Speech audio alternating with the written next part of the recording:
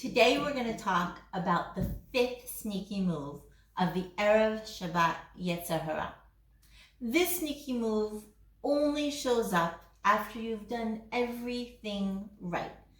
The house is clean, you've cooked, you're ready for Shabbat, and you're ready to sit and do a quiet activity, and the sneaky move shows up and tries to trick you into thinking that the calm was a mistake. If you're new here, hi, I'm Sivi, and I help Jewish women who are feeling overwhelmed get to a point where they feel calm and grounded so that you can live your best princess life. So today's video is the final chapter in the 5 sneaky moves of the Erev Shabbat Yetzer Hara.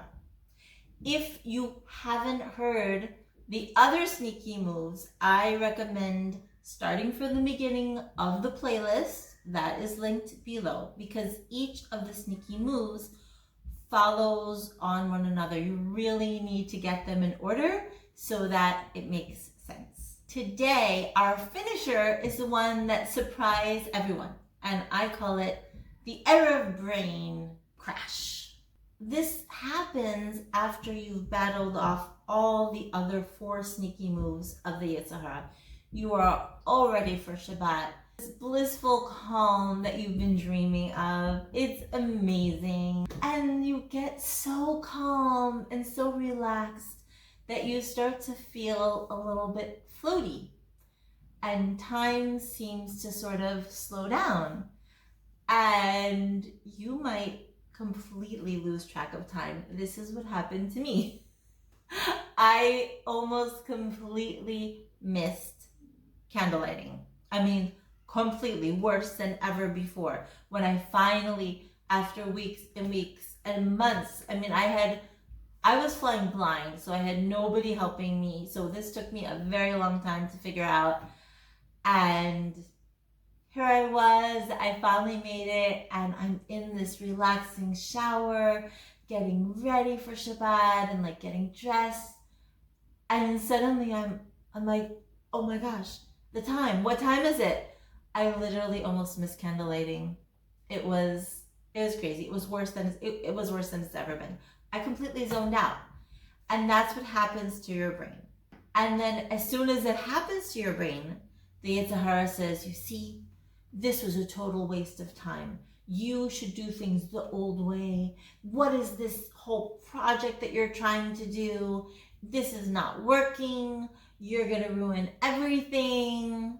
It's just the Yetzer Hara. It's just sneaky move number 5. Don't listen to it.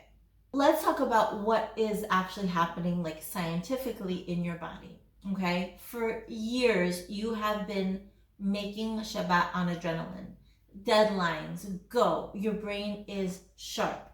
Push harder, okay?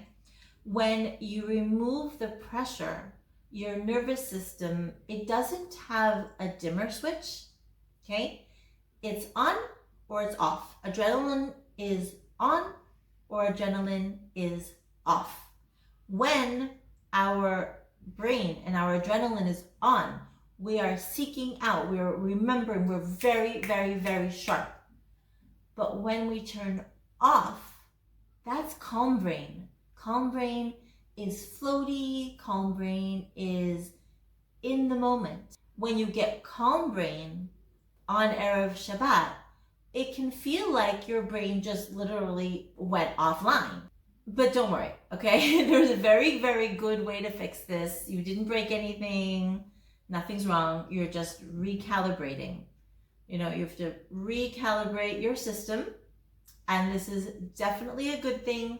It just takes time before the unfamiliar way now feels familiar. And more familiar and more, it's going to feel even more familiar because it's comfortable and it's pleasant. The old way of getting ready for Shabbat, the rushing around, the adrenaline, the stress, that was never pleasant. There's always a piece of us that's saying, this is Shabbat. It is a gift from Hashem. Something is not right here. But we're so conditioned to rushing around with the Erev Shabbat hustle and bustle we don't even think there could be a different way. And there are different ways, like we've been talking about, right? Planning ahead and not doing one more thing, not getting sucked into the Erev Shabbat Yetzer Hara.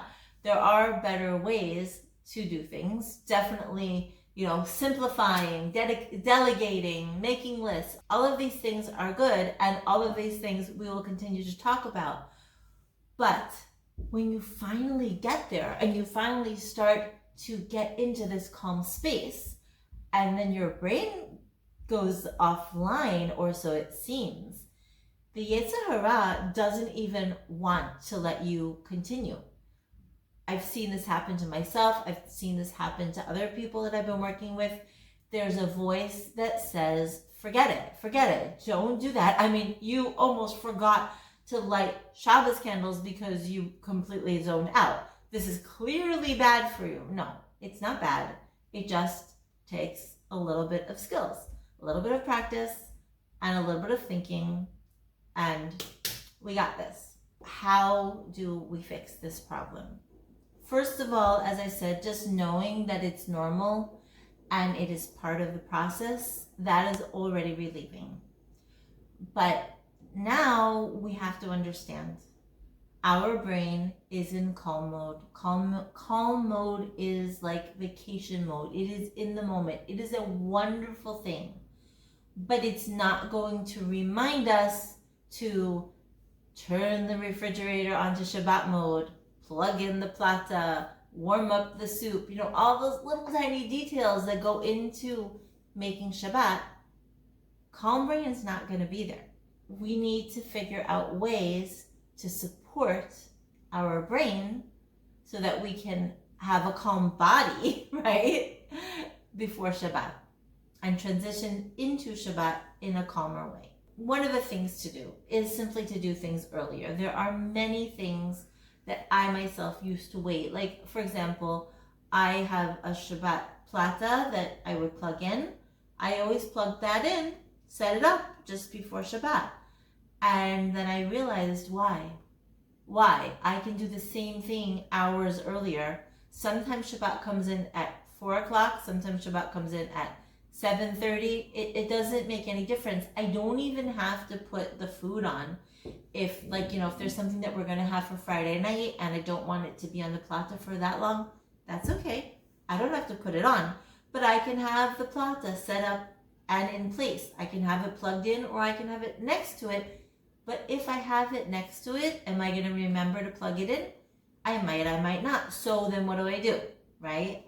How do I set up a reminder to make sure that my brain can relax, my brain can be calm, I can go off and take a luxurious shower or do a project, whatever it is I want to do, take a nap, whatever it is that I've decided that I'm going to do that week, and not worry about my brain going offline. Because if it does, it's okay.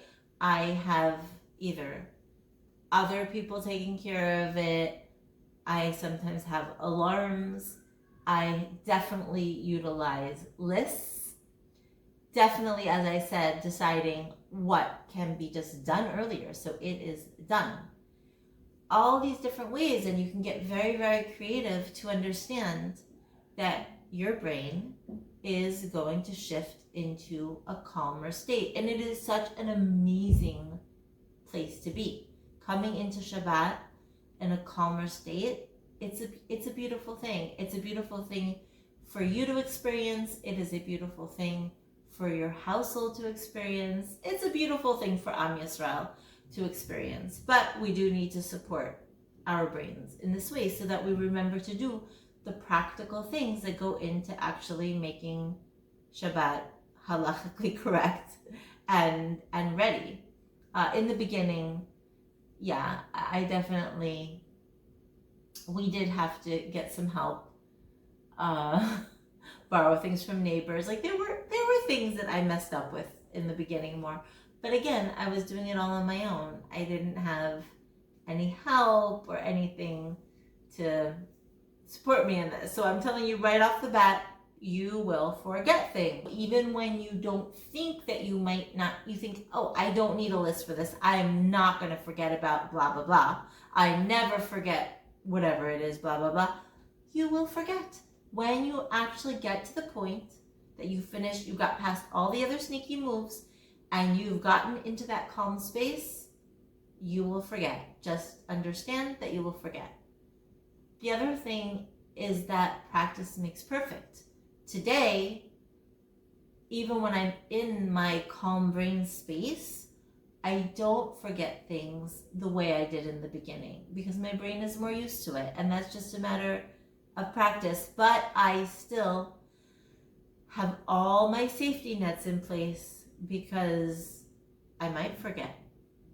And giving myself the grace of understanding it's not that I'm forgetful or something, it's that my brain is in a good, happy, calm, in the moment space. This is amazing. It is a good thing. I would love to hear from you. What does the Erev Shabbat Yetzer Hara whisper into your ear? And let's work on this together. And remember that Hashem loves you more than you can ever imagine. He wants you to have an amazing day today and every day. Bye for now.